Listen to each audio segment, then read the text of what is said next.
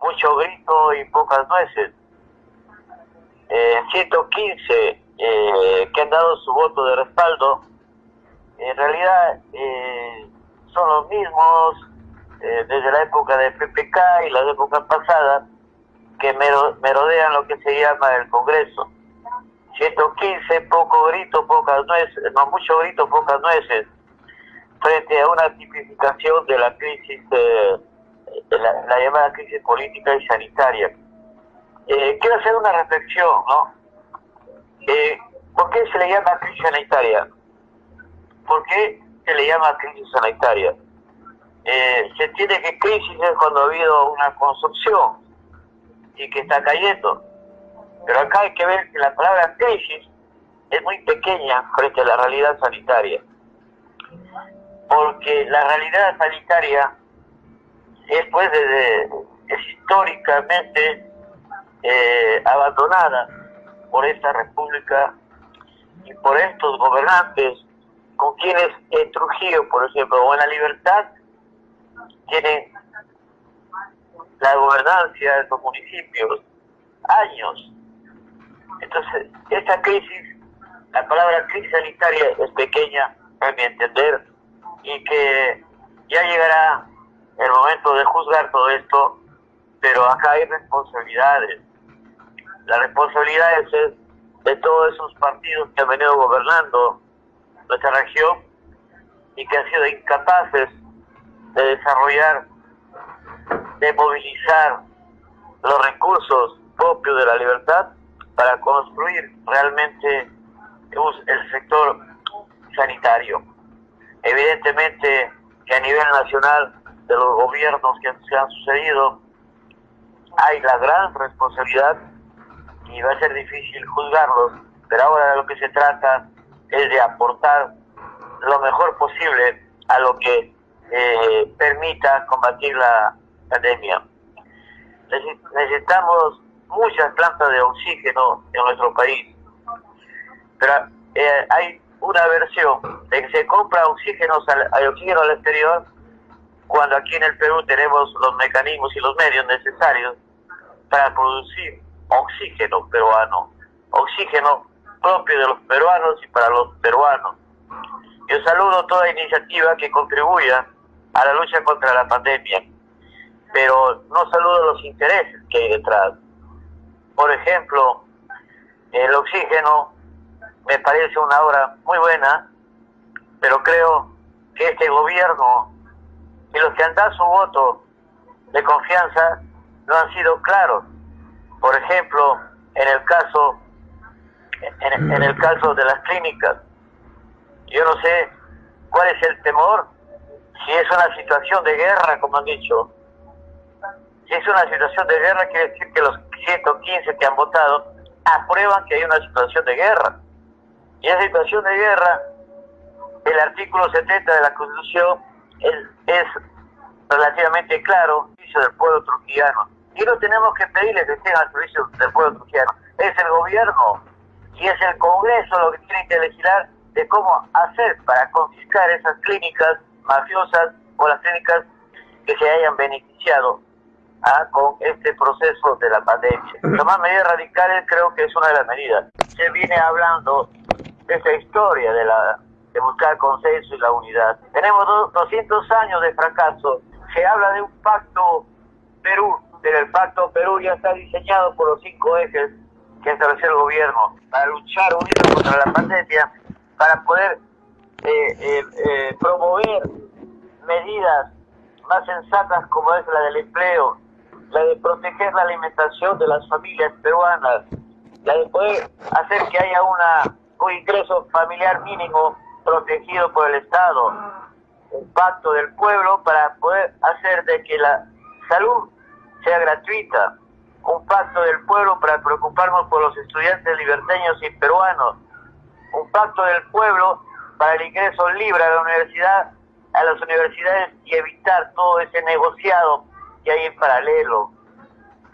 Es decir, tenemos medidas urgentes en nuestro país, urgentes como es la del empleo, la alimentación y la salud y la educación, evidentemente. Tenemos tantas medidas urgentes que todos los sectores productivos están en rojo. ¿De qué unidad y consenso han votado los 115? Y seguramente que los que no han votado están tímidos, si en caso levantamos la bandera de un pacto real del pueblo. Es decir, en su conjunto el Congreso no corresponde a los intereses del servicio del pueblo. He escuchado que se dice que pide que la reactivación para el agro, para los 2.200.000 pequeños agricultores, que se les dé un poquito más, que solo se ha dado 240.000. Bueno, es una actitud llorona, no es una actitud de reivindicación, de conquista.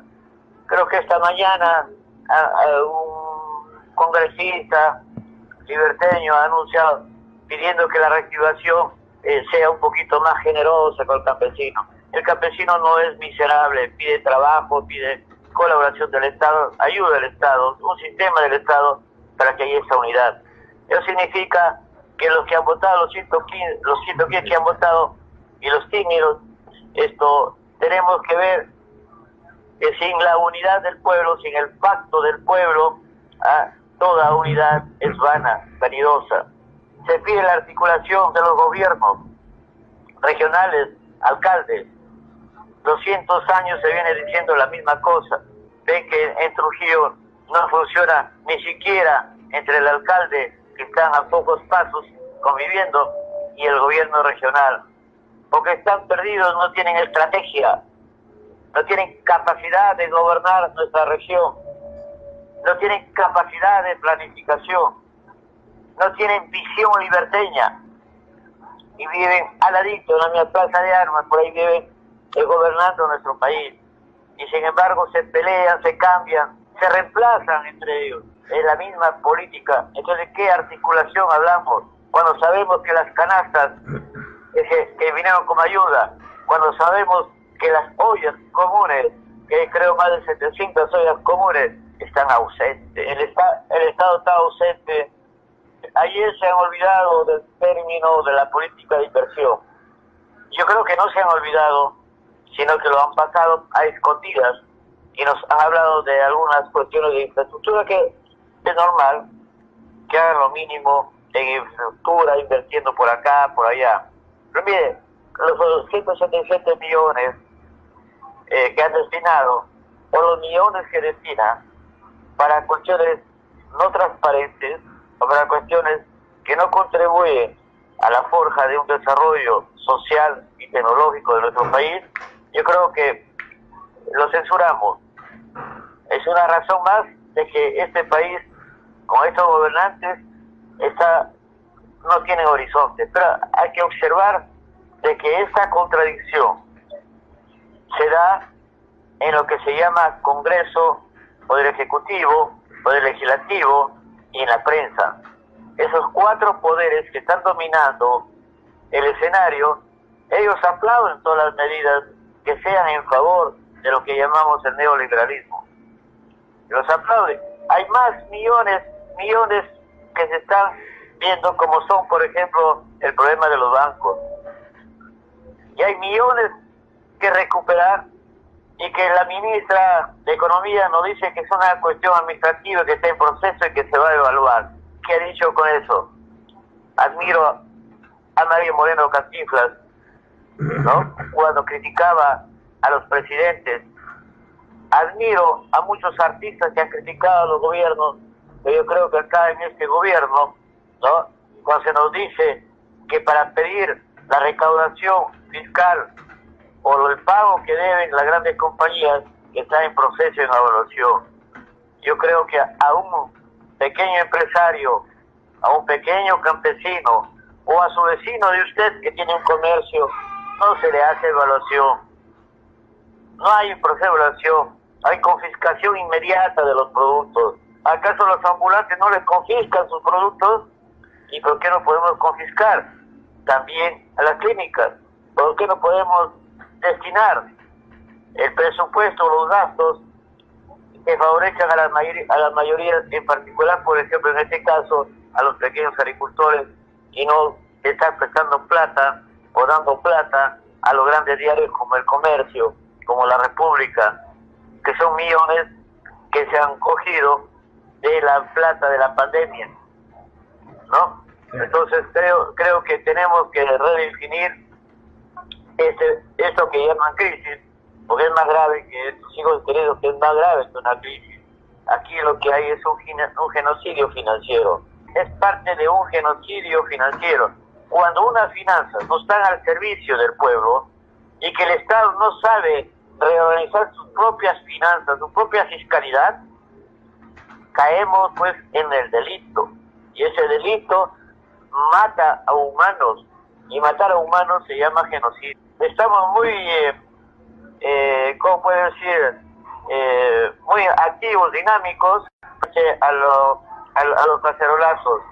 Nosotros hemos sacado prácticamente el primer cacerolazo en este periodo y vemos que se replica.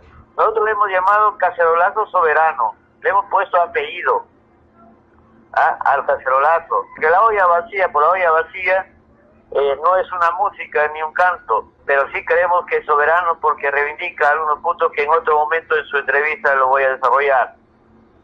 Y he visto de que muchos sectores ahora están llamando a un cacerolazo, pero no le dicen soberano todavía, por la timidez seguro, o por la falta de claridad, o por la falta de visión de país. Pero nosotros, y quiero saludar a Trujillo, a quienes han hecho este cacerolazo y que van a hacer el día 29 contundentemente. Pero ellos se van a dar, dentro de unos momentos van a salir las medidas específicas.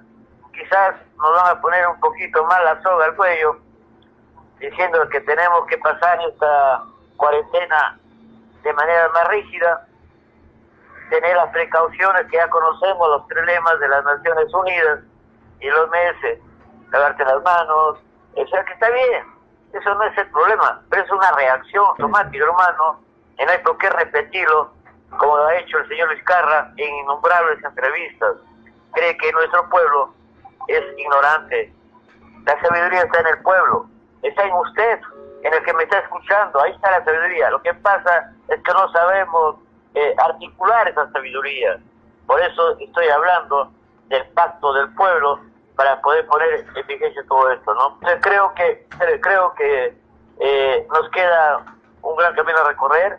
Las ollas soberanas, invito al pueblo trujillano, así como al pueblo peruano, porque va a haber manifestaciones en varias regiones, que lo hagamos de 2 maneras. Primera manera, pues desde sus casas, de sus ventanas, sus balcones, a expresar el sonido del cacerolazo, diciendo que es un grito de descontento frente a la situación actual. Pero en algunas ciudades, en las tardes se reúnen a las 5 después del cacerolazo para poder expresar ese grito de manera más fuerte, por un pacto del pueblo. Entonces, supongo que en Trujillo, como es clásico, las reuniones en el recreo, yo creo que después de haber manifestado en sus casas, sus ventanas, se encuentren en el recreo el día 29 en la tarde, y habrá mayor convocatoria, y ahora sí, la de la lucha soberana. No creo que en las fuerzas políticas llamadas de izquierda y hay mucha inquietud para hacer frente al neoliberalismo, pero de la inquietud a la unidad hay mucho camino que recorrer, hay mucho por hacer, como decía el bate César Vallejo. Conversemos, somos del pueblo, conversemos, unámonos, organicemos nuestra lucha, por más sencillas que sea. No hay lucha pequeña y lucha grande, todas las luchas tienen un valor, así que el cacerolazo tiene ese valor. Los esperamos, trujillanos liberteños,